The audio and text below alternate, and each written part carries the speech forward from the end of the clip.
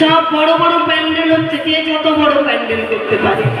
বাবা ঠাকুরেরও লক্ষ্য নেই, পুজোরও লক্ষ্য নেই, সেখানেও আমি থাকি না। তাহলে আমি কোথায় থাকি গো?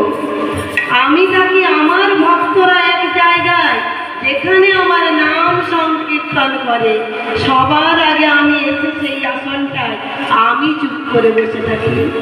তাই কে এসেছে গো? কে এসেছে জানো? রোজে রোজে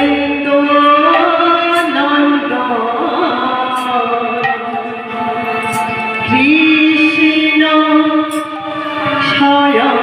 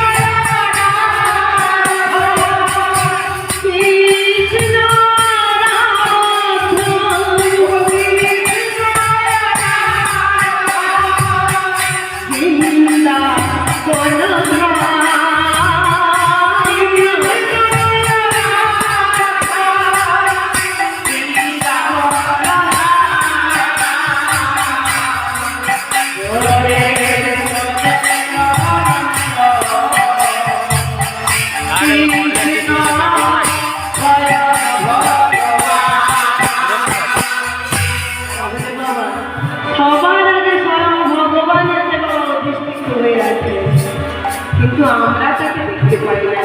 খালি চোখে ভগবানকে যে দেখতে পাবো সেই চোখ আমাদের এখন বাবা কখন দেখতে পাবো? যখন আমরা মন থেকে অন্তর থেকে আমরা শ্রীকৃষ্ণের কাছে আত্মসমর্পণ করবো। হে প্রভু, আমার সব কিছু আমি তোমাকে দিলাম, তখন আমি দেখতে পাবো যে আমার কৃষ্ণ এসে অধিষ্ঠান করছে। না হলে কিন্তু আমরা দেখতে পাবো না। তাই যখন আমরা কৃষ্ণ কথা বলবো, এই যে ভাবের কথা বলবো, রসের কথা বলবো, এক মন দিয়ে মা শুনবে। মন মুখ এক করে যদি না শুনেছে, কৃষ্ণ কথা শ্রবণ হবে না বাবা। সংসারটাকে রেখে আসবেন সংসারে, যখন কৃষ্ণ নামে আসবে শুধু মন দিয়ে শুনবেন, দেখবেন কোনো তিতাব জ্বালা আপনাদের আর থাকবে না। তাই আজকে এই যে আমরা এসেছি, তো বাবা আমরা কি বলি? এসো দুটি ভাই গৌর নিতাই, বলি তো বাবা। তো গৌর নিতাই কি বাবা দু ভাই বাবা? আমরা কিন্তু বলি যে এসো দুটি ভাই গৌর নিতাই, বলি না বাবা? কিন্তু আমি বলবো গৌর নিতাই দু ভাই নয়। কি করে নয়? আর কেনই বা আমরা ভাই বলি? তাহলে নয় কেন আর কেন বলি, এই কাজে বলি বলবো তো বাবা। তা আমরা বলি গৌর নিতাই দু ভাই, কিন্তু গৌরের জন্ম হয়েছে অন্য জায়গায়, তার বাবা মা আলাদা। আর নিতাইয়ের জন্ম হয়েছে বাবা আলাদা জায়গায়, তাদের বাবা মা আলাদা।